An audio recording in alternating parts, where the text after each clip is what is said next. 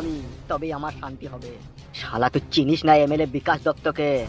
একটা কথা সচ্চা, আমি কিন্তু পাক্কা হারামির বাচ্চা। আজকে থেকে তোর এখানে কষ্টের দিন শেষ, বুঝলি ফালতু? মিচ্ছি করে আবার আমাকে গরম পানিতে ডুবাবার লাইন করছি মনে হয় এমএলএ সাহেব, বলো? তোকে এমএলএ বিকাশ দত্ত গরম পানিতে ডুবাবার লাইন করেনি, জানি না ও কি প্ল্যান করেছে, বুঝলি তো? এমএলএ বিকাশ দত্ত সাহেবের মেয়ে মরে গেছে, বুঝলি তো? আমি যাবো না ভাই এমএলএ বিকাশ দত্তের কাছে, আমাকে ছেড়ে দাও ভাই, আমি বাড়ি চলে যাবো। বাড়ি চলে যাবি? তোর বউকে ফেরত নিবি না তো? আমি 4 দিন আড়াই টাঙানো ছিলাম, এই 4 দিনে যে কষ্ট আমি পেয়েছি, আমার বউয়ের ভালোবাসা আমার মন থেকে আপনি মুছে গেছে। তাই বললে হয় নাকি খেপা? যার জন্য এত কিছু তাকে যদি জীবনে না পাস, তাই আর এই কষ্ট করার মানে কি হইলো? আমি বলবো না ভাই, আমাকে ছেড়ে দাও, আমি বাড়ি পালাবো। আমি ছাড়ার কে? আমার ছাড়ার কোনো অধিকার আছে তোকে বল, তাই তোকে ছেড়ে দেবো। তোকে এখন ধরে নিয়ে যেতে বললো এমএলএ সাহেব তার কাছে। আবার আমাকে মারবে বলো? সেটা তো আমি আর বলতে পারছি না, তোকে মারবে কি না মারবে, এখন তোকে নিয়ে যেতে বললো তো আমার সাথে কোন চো। আমাকে ছেড়ে দাও ভাই, আমি যাবো না। তোকে এর আমাকে ধরতে পারিস, আর তোকে যদি আমি ছেড়ে দিই আমাকে এমএলএ সাহেব ছাড়বে? খেলা চোদা, আমাকে ছাড়বে না। যেতেই হবে তো, যেতে হবে না, চো। জোরহাট করে বলছে ভাই আমি বাড়ি পালাবো, আমাকে এমএলএ সাহেবের কাছে নিয়ে যেও না। ও শালা জালিম লোক, আমাকে আবার মারবে ও। তুমি তো সারা জীবন মানুষের ক্ষতি করলা, সারা জীবন মানুষের অন্যায় করলা, একটা অন্তত ভালো কাজ করো ভাই আমার। তুমি কি এটা ভাবো না মৃত্যু মানুষের নিশ্চিত একদিন না একদিন আসবেই? তুই কি আমাকে জ্ঞান দিচ্ছিস নাকি? এটা জ্ঞানের কথা লয় হামসাফার ভাই, এটাই বাস্তব। এ ফেদা কপালি ছোড়া, তোর কপালে না ধনের ডগ বুলিয়ে দেবো, চিনিস তোমাকে? সত্যি মানুষের চামড়া তোমাদের গায়ে নাই, তোমরা পয়সার জন্য সব কিছু করতে পারবা। কি বলছিস কি বে তুই? বলতে বল উল্টো পাল্টা কথা, দেখবি কেলানি খাবে এখনই। মাথার উপরে ভগবান আছে, সহ্য করবে না। সেটা এমএলএ বিকাশ দত্ত সাহেব বুঝবে, তোকে অত বুঝতে হবে না। তুই চো, মারবে না তো দিয়ে তাই এবার মারে, তোকে নলেন গুড়ের পায়েস খাওয়াবে। মিচি করিয়ে বেশি আর কি মারি না, ফালতু মারবো। বেশ ঠিক আছে, চলো জহাট। বেশি চিন্তা ভাবনা করার দরকার নাই, বাড়া ফোনটা লাগা না। বউ বাড়া যদি রাজি না হয় এই ব্যাপারটাতে, বালের বউ নাকি বাড়া? ভাতার মরতে বসেছে আর বউ বাড়া ভাতাকে বাঁচাবে না, কিসের বউ তাইলে সে? তোমার ফোনটা করেই তো দেখ বাড়া, এখানে আসতে বল। বেশ ঠিক আছে বলছি, ফোন লাগা, ফোন লাগা, চিন্তা ভাবনা করার দরকার নাই। কি বলছি কি? রিং হয়েছে। হ্যাঁ হ্যালো। হ্যাঁ বলো। বলছি শোনা, বাবা মা ওখানে থাকে, থাকুক, ঠিক আছে? তুমি একবার বাড়ি এসো। কেন, কিসের জন্য? তুমি এসো, দরকার আছে একবার। কখন, কবে যাবো, কবে কবে আসবে সেটা বলছে। বলছি আজকে চলে এলেই ভালো হইতো। বেশ ঠিক আছে, আমি আসবো। আর একটা কথা শুনো। হ্যাঁ বলো। বলছি বাবা মাকে ওসব কথা বলার দরকার নাই, ঠিক আছে? তুমি সোজা চলে এসো, বুঝলা তো? কি বলার দরকার নাই বাবা মাকে? তুমি এখানে আসো এটা বলার দরকার নাই, তুমি ঝড়াম করে আসবা যে আমি আবার তোমার সাথে চলে যাবো। বেশ ঠিক আছে, তাই হবে। বেশ রাখলাম তাহলে। হ্যাঁ রাখো। তুই কি বললি? তোর বললি তোর বয়সে চলে যাবে? না বে, এটা ওকে পাম দিয়ে ডাকলাম। বুদ্ধি আছে বানা তোর। বুদ্ধি থাকলে কি আজকে আমাদের এই অবস্থা হয় রে? ওইরকম কথা বলছিস কেন তো? আমি মানছি আমাদের বুদ্ধি নাই, কিন্তু এমএলএ সাহেব খান কি ছেলে সুইরে বাচ্চা, ও তো একটা শিক্ষিত লোক বে, ও আর কি বুদ্ধি বে? ও খান কি ছেলে সুইরে বাচ্চা তো জারদ সন্তান। তাহলে বল, ও যদি জারদ সন্তান হয়ে যদি মানুষের খাই ক্ষতি করতে পারে, তাহলে আমরা ভালো ছেলে হয়ে কেন পারবো না বে? ক্ষতিটা তো সর্বপ্রথম ওই আমাদের করেছে বে। তা করেছে? তাইলে বোকাচুদা এই গ্রামটাকে শান্ত শিষ্ট রাখতে গেলে পারে, আর এই গ্রামে মাথা উঁচু করে বাঁচতে গেলে পারে এমএলএ সাহেবের নাম নিশানা মিটিয়ে দিতে হবে। মিটিয়ে তো দেবই, ও খান কি ছেলে সুইরে বাচ্চা যে ক্ষতি আমার করেছে তা ভুলার লয়। তাইলে তাইলে বল। খাপে যদি পেয়ে যায় শালার, আমি লিঙ্গু কেটে বিচি দুটোকে বাই করে কড়াই ভরে আমি মজ মজ করে ভাজবো। যে করাম করে চিবি দিবি নাকি? ওই শালা হারামের বিচি চিবি খাবো তো ভাবলি কি করে? ওই শালাকে আমি ঘৃণা করি না। তাহলে বিচি দুটো সব সময় বাই করেই বা কি করবি? লেগেই থাক। আমার একটা জিনিস চিন্তা হচ্ছে কিন্তু ফুটো। কি কি চিন্তা হচ্ছে? বউ বাড়া আবার রাজি হবে তো এই কাজটা করতে? তুই শুধু হ্যাঁ দিবি, বোঝানোর দায়িত্ব আমার। মেয়ে ছেলেকে কি করে বুঝাইতে হয় কি করে না বুঝাইতে হয় সেটা আমি ভালোভাবে জানি। তুই শুধু হ্যাঁ হ্যাঁ দিবি, বাদ বাকিটা যা বুঝাবার আমি বুঝিয়ে দেবো। বুঝাইতে পারলি তো ভালো হয়, তাহলে আমরা দুজনে একটু চিন্তা থেকে মুক্তি হয়। তোর বউ কখন আসবে? কখন বললো তো যে আমি চলে যাবো। তাহলে তোর বাড়ি আসবে তো? হ্যাঁ। তাহলে চো, এটা বসে কি করবে? ঠিকই বলেছিস, চো।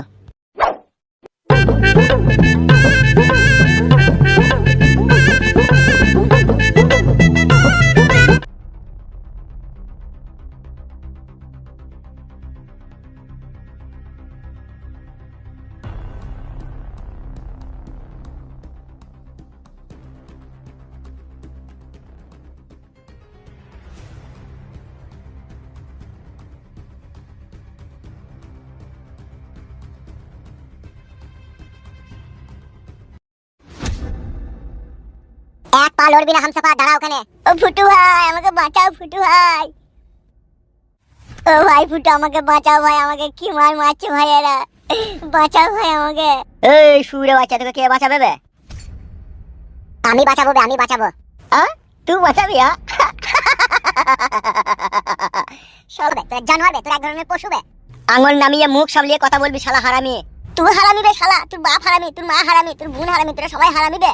ফালতু শালাকে শিলে মারবো। আর গায়ে একবার হাত দিয়ে দেখ, তোর হাত ভেঙে গুড়িয়ে দেবো। বে কার হাত ভেঙে গুড়বে বে? তোর বে তোর। লে ভাঙ ভেঙে গুড়ো। মারবো তো কামিয়ে। তোর বাপ এমএলএ বিকাশ দত্তকে মনে হয় চিনিস না তো? এমএলএ বিকাশ দত্ত আমার বাপ? তবে রে খানকি ছেলে। ও মাগো ও বাবু কি মারে? আর খানকি ছেলে আর শুনে বাচ্চা এমএলএ বিকাশ দত্ত তোর বাপ? বাবা রে আর শালা আর মনে হয় বাপ। ও মাগো ও বাবু আর শালা আর শুনে বাচ্চা। ও বাবা রে মরে গেলাম লাগে। শুনের বাচ্চা কিছু বলা হয় না বলে বার বেরিয়ে গেছে, সব বারবার কমিয়ে দেবো কমিয়ে দেবো। ও মাগো ও বাবু শুনের বাচ্চা দিলে দিলে।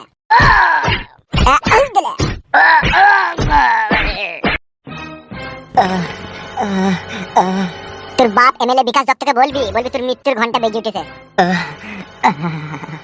বুঝিয়ে দিবি তোর বাপ এমএলএ বিকাশ দত্তকে। My name is Futu, only one king Khan. চল এখান থেকে, হামসাপাতি আমার সাথে চল। ও আগো ও বাবা গো।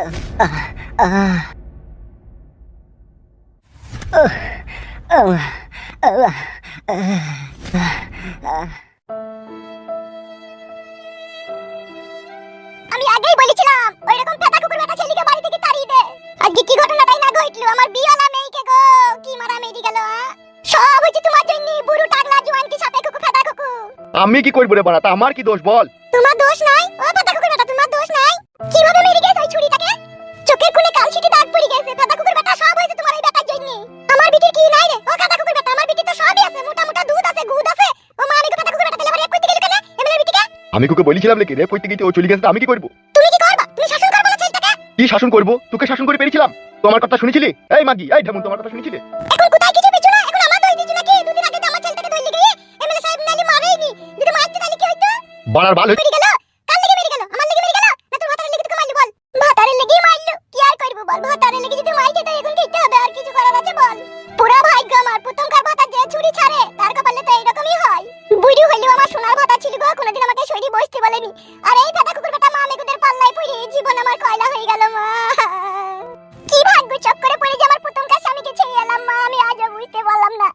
বুড়ি হলেও সে আমাকে এত ভালোবাসতো, কোনোদিনও সরি বসতে বলেনি মা।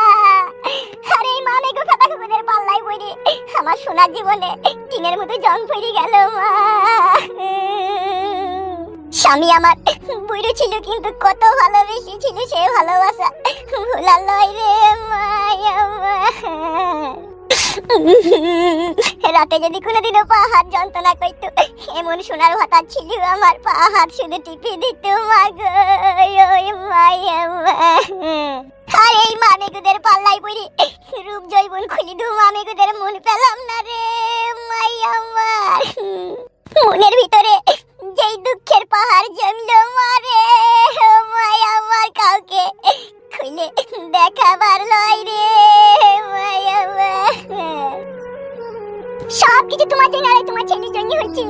ও মা আমি আর কারো দোষ দেবো না মা গো মায়া আমার। ও মা আমার এই পুরা ভাগ্য মা গো, পুরা ভাগ্য শুধু তোর একা লয় রে মা, পুরা ভাগ্য আমারও। নাইলে এই মা আমি কো টাকলা জোয়ান থেকে রূপ জৈবন খুঁজে দেবো, এই মা আমি বুড়ো বয়সে কি আমি মন পাই না বল? আমার আর ভালো লাগছে না মা, আমার আর এই যন্ত্রণা ভালো লাগছে না রে। চুপ চুপ আর কাঁদিস না, চুপ। তুই ঢেমুন মাগি বিশাল যন্ত্র। কেন রে ও ফেটা কুকুর বেটা, আমি আবার বিশাল যন্ত্র কি করে হলাম? বুঝি দেখ গা। কি বুঝি দেখবো? এমএলএ বিকাশ দত্তর সাথে তোর একদিন তো লাইন ছিল। দে